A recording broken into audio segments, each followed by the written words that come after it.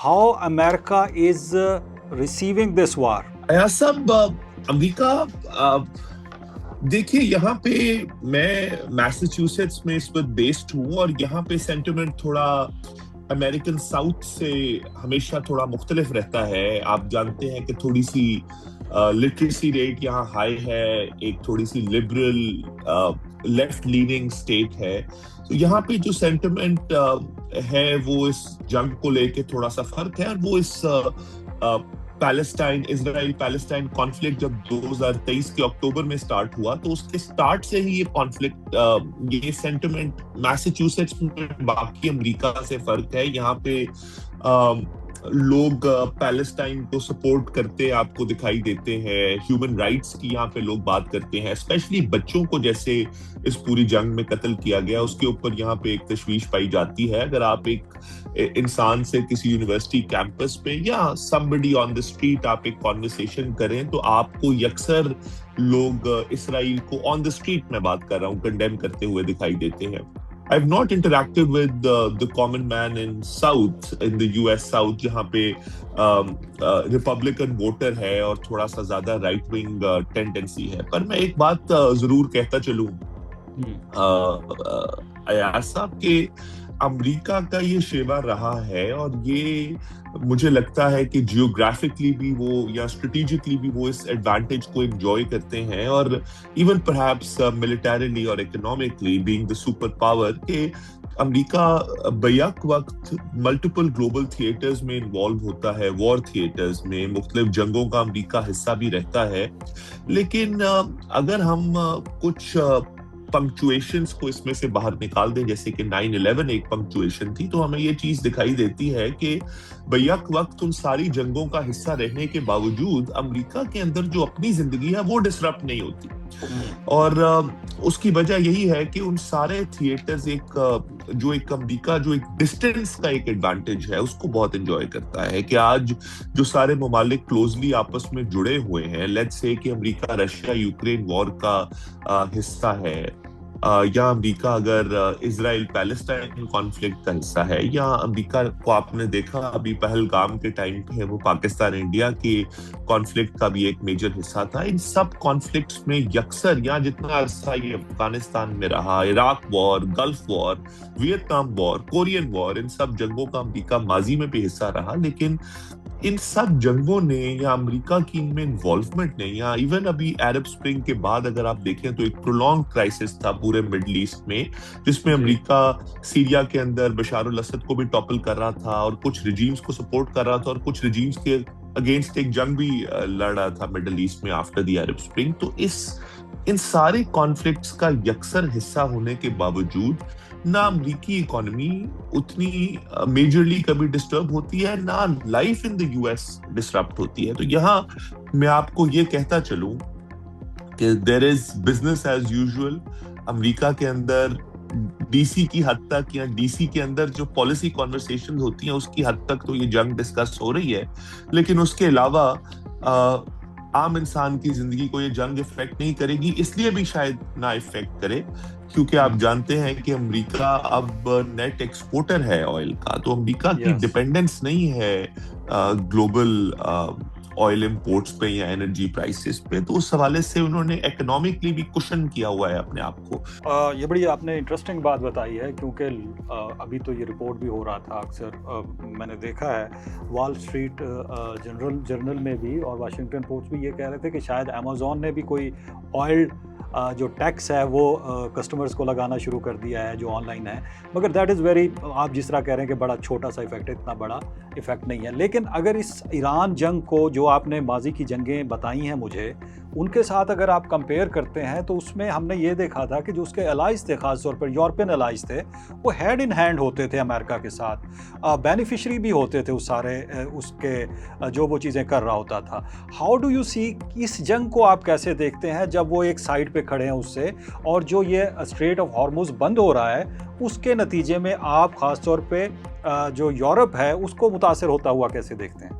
Europe बहुत बुरा hit होने वाला है जी. I think the worst hit region would be Europe, क्योंकि यूरोप में معاشی حالات پہلے بھی اچھے نہیں تھے ایاز صاحب, اس جنگ سے پہلے بھی معاشی حالات اچھے نہیں تھے. جو گروتھ کی فورکاسٹ تھی یورپ میں, وہ I think across the European region 1-2% کی گروتھ فورکاسٹ تھی, somewhere between 1-2% GDP growth, which have been revised significantly downwards now. اب تو نیکسٹ کوارٹر کی growth I think entire European region کی کوئی 0.1 یا 0.2% کی رینج میں, کچھ لوگ 0.4 یا 0.5 یا 0.78% کی فورکاسٹ دے رہے ہیں. نیچرلی ڈفرینٹ ادارے ڈفرینٹ فورکاسٹ دیتے ہیں.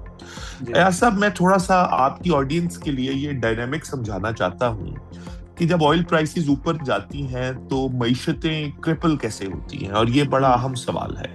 جی ایاز صاحب, جو مہنگائی ہے نا, یہ 2 سورسز سے آتی ہے. ایک ڈیمانڈ سائڈ سے آتی ہے, اور ایک اکنامکس میں ہم کہتے ہیں سپلائی سائڈ انفلیشن, یعنی کہ سپلائی ڈریون یا سپلائی سائڈ انفلیشن, جس کا مطلب یہ ہے کہ انفلیشن, مہنگائی اس سے نہیں ہو رہی کہ کسی معیشت کے اندر ڈیمانڈ یا لوگ زیادہ کنزیوم کرنا چاہتے ہیں یا نیٹ کسی اور سورس سے ایگریگیٹ ڈیمانڈ اس اکانومی کے اندر بڑھائی جائے.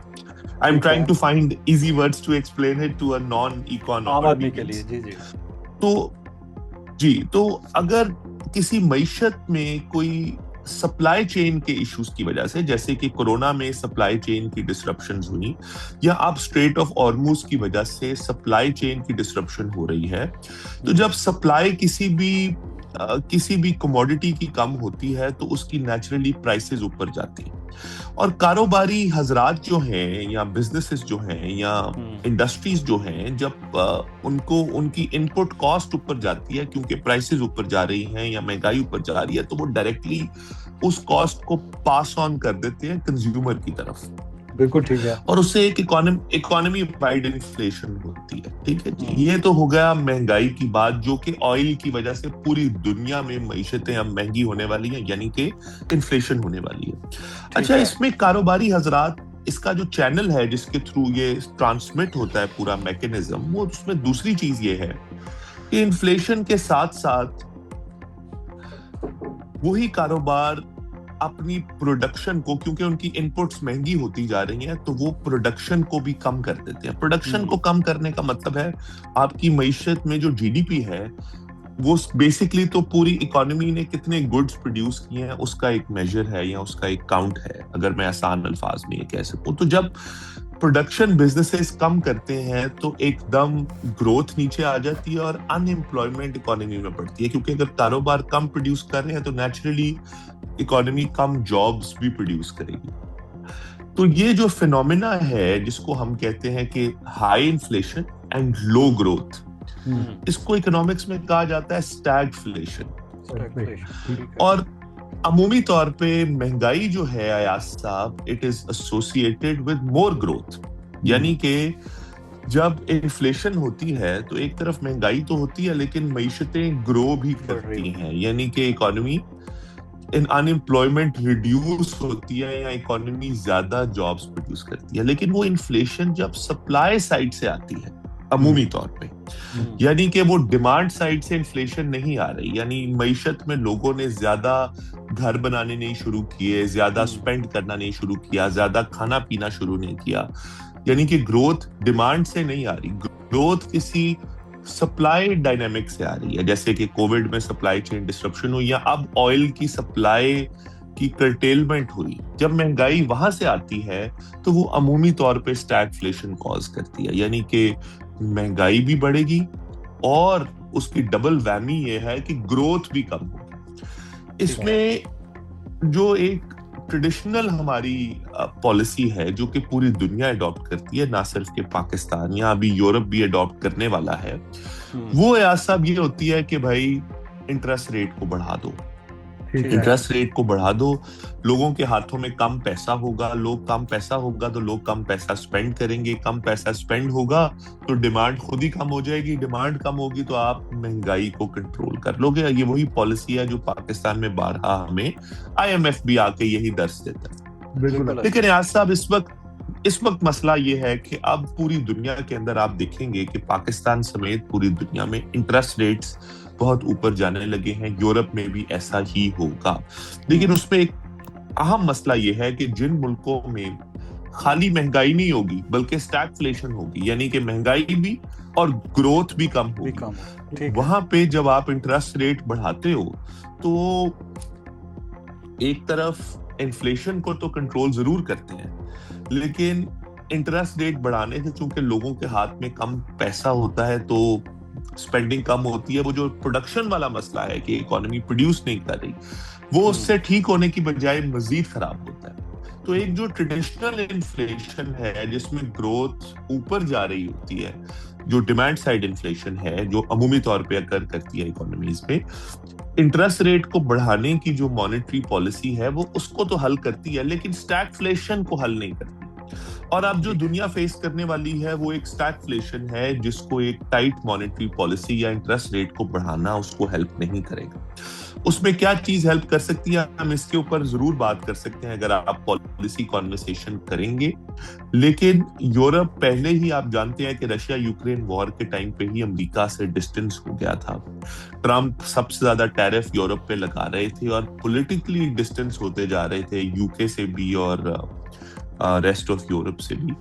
और उसका शख्साना हमें इस जंग में भी देखने में आया, या उसका एक अंदिया हमें यहाँ भी मिला कि ये ताल्लुकात मजीद खराब होने वाले हैं, ये शायद बेहतर होने नहीं वाले। और ट्रम्प ने, आपको पता है कि दो टोक ये बात कर दी कि भाई अपने अपने तेल का खुद इंतजाम करो, America is no longer the guarantor of your economic stability.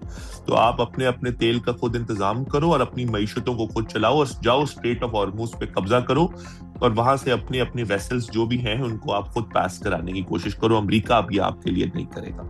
तो उससे इसके एक जियोपॉलिटिकल और जियो इकोनॉमिक इम्प्लीकेशंस भी हैं और दुनिया एक नए अहद में दाखिल हो रही है, क्योंकि जितनी हम पोस्ट वॉर या वर्ल्ड वॉर 2 के बाद जितनी सियासत देखते थे, जो नेटो के अराउंड सारी पॉलिटिक्स हो रही थी, उसमें ये जो सारे वेस्टर्न पावर्स जिनको हम कहते हैं ये हमें हमेशा यकजा नजर आए और इनमें आपस में कोई इकोनॉमिक कंपटीशन हमें नजर नहीं आया।